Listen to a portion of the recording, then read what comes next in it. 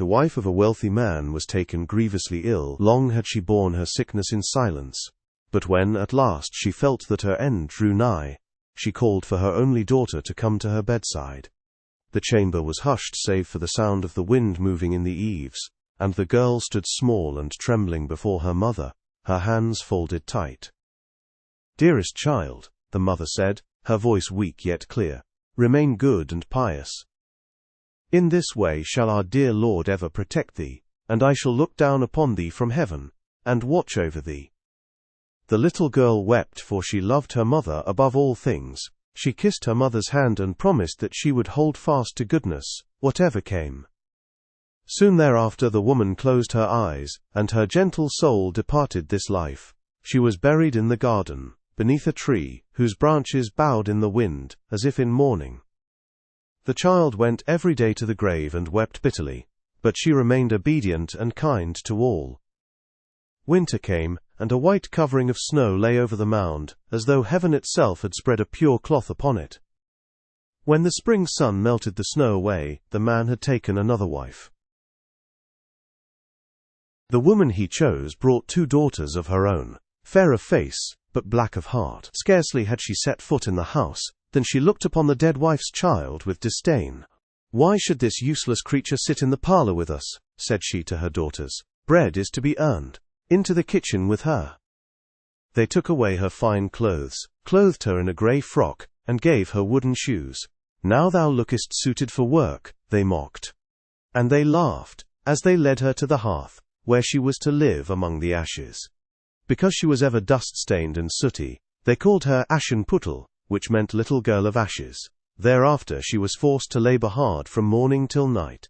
She rose before daybreak to carry water, to make the fire, to cook, to wash, and to scrub. If she failed at her tasks, blows and harsh words awaited her.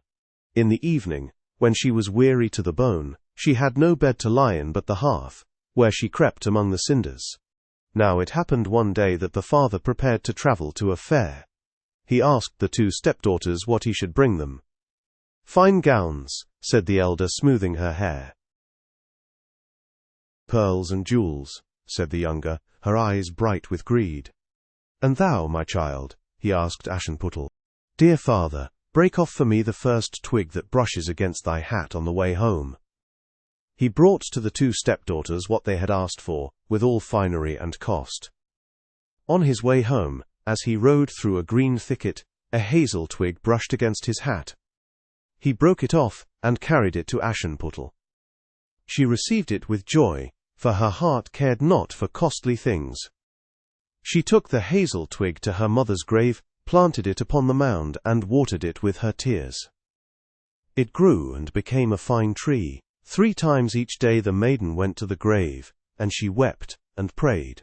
And each time a white bird came to the tree, and whatever she wished for, the bird threw down to her. It happened that the king proclaimed a great festival which should last 3 days, and to this festival were invited all the fair maidens of the land, that his son might choose a bride.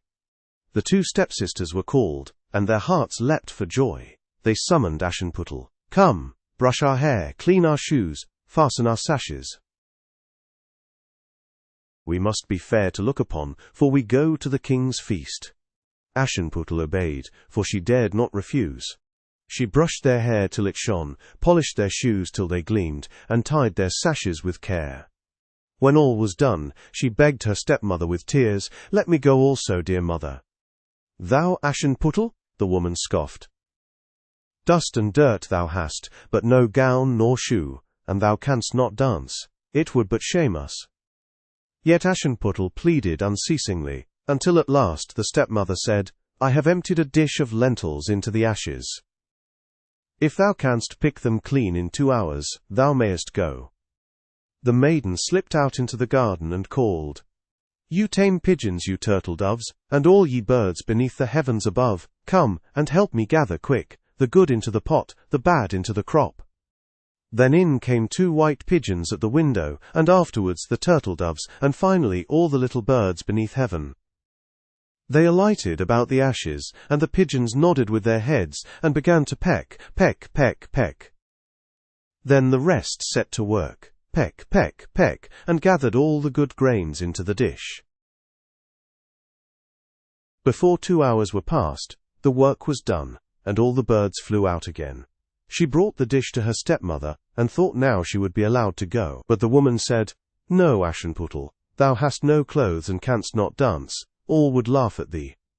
When the girl wept and begged again, the woman emptied 2 dishes of lentils into the ashes. "If thou canst pick them clean in an hour, then thou mayest go." The maiden went out to the garden and cried as before, and in came the pigeons, turtle-doves, and all the little birds beneath heaven. In less than half an hour, the task was done. The birds sang as they flew out, "Good into the pot, bad into the crop."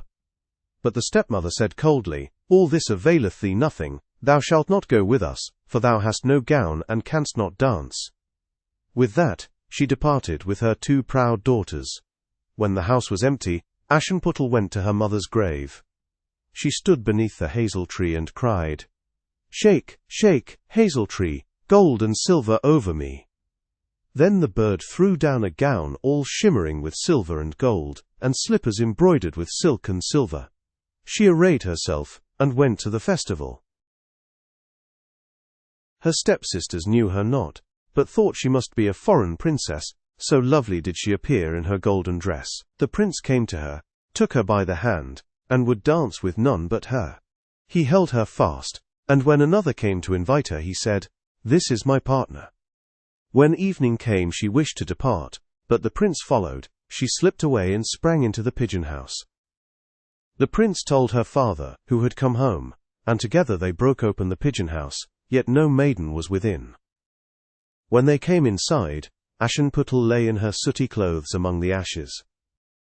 She had quickly crept out at the back, returned the golden gown to the tree, and laid herself down in her grey frock. The second day she went again to the grave and said, "Shake, shake, hazel tree, gold and silver over me." The bird threw down a still more splendid dress than the first. Clad in this she went to the feast, and again the prince danced with her alone. When evening came, she slipped away and fled into the garden behind the house. There stood a beautiful tall tree, into whose branches she climbed so nimbly that the prince knew not where she had gone. He waited until her father returned and said, "The maiden hath escaped me. I think she hath climbed into the tree." They hewed it down, but no one was found within. On the third day she went once more to the grave and cried, "Shake, shake, hazel tree, gold and silver over me."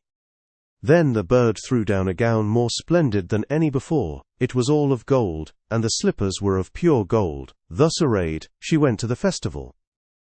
No one had ever seen such radiance. The prince danced with her alone, and if another came to invite her, he said, "She is my partner." When evening came, she hastened to leave, but the prince had caused the staircase to be smeared with pitch. As she ran, her left golden slipper stuck fast. She slipped it off and fled. The prince picked it up, and it shone so bright and pure that he thought none but his true bride could wear it. The next morning he came to the man's house and said, "No other shall be my bride, but she whose foot this golden shoe fits." The 2 stepsisters were glad, for they had beautiful feet. The elder went with her mother into the chamber and tried the shoe. She could not get her big toe into it, for the shoe was too small. Then her mother gave her a knife and said, "Cut off thy toe. When thou art queen, thou wilt have no need to go on foot." So the maiden cut off her toe, forced the shoe on, and went to the king's son. He took her on his horse as bride, and rode away. But they had to pass by the hazel tree, and there sat the pigeons, who sang, "Rook-de-goo, there's blood in the shoe. The shoe is too small, the true bride sits at home." The prince looked down and saw the blood streaming from the shoe. He turned his horse and brought the false bride back. "This is not the right one. Let the other sister try it on." The younger went into the chamber and got her toes within, but her heel was too large. Then her mother gave her the knife and said, "Cut a piece off thy heel. When thou art queen, thou wilt never need to go on foot." She cut a piece off her heel, forced her foot into the shoe, and went out to the king's son. He took her up as bride and rode away. Again they passed the hazel tree, and again the pigeons sang, "Rook-de-goo, there's blood in the shoe. The shoe is too small. the true bride sits at home." The prince looked down and saw the blood streaming from her shoe, staining her stockings red. He turned his horse and brought her back.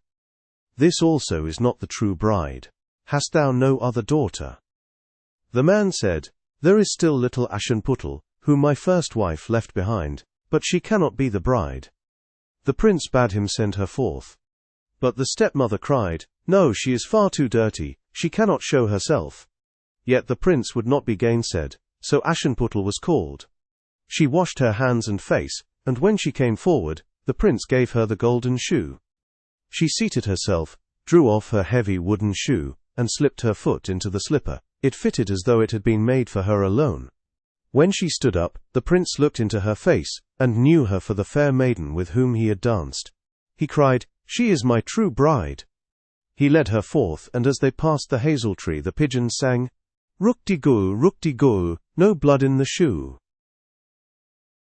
"The shoe's not too small, the true bride rides home with you." And they flew down and perched upon her shoulders, one on the right, the other on the left. When the wedding day came, the false sisters appeared, hoping to share in her good fortune. As the bridal procession went into the church, the elder walked on Aschenputtel's right, and the younger on her left. Then the pigeons pecked out the elder's right eye, and the younger's left eye. Afterwards, as they went out of the church, the elder was on the left, the younger on the right, and the pigeons pecked out the other eyes. Thus, for their wickedness and falsehood, they were punished with blindness for all their days. But Aschenputtel, clothed no longer in ashes but in radiance, went forth with the prince, and she became queen.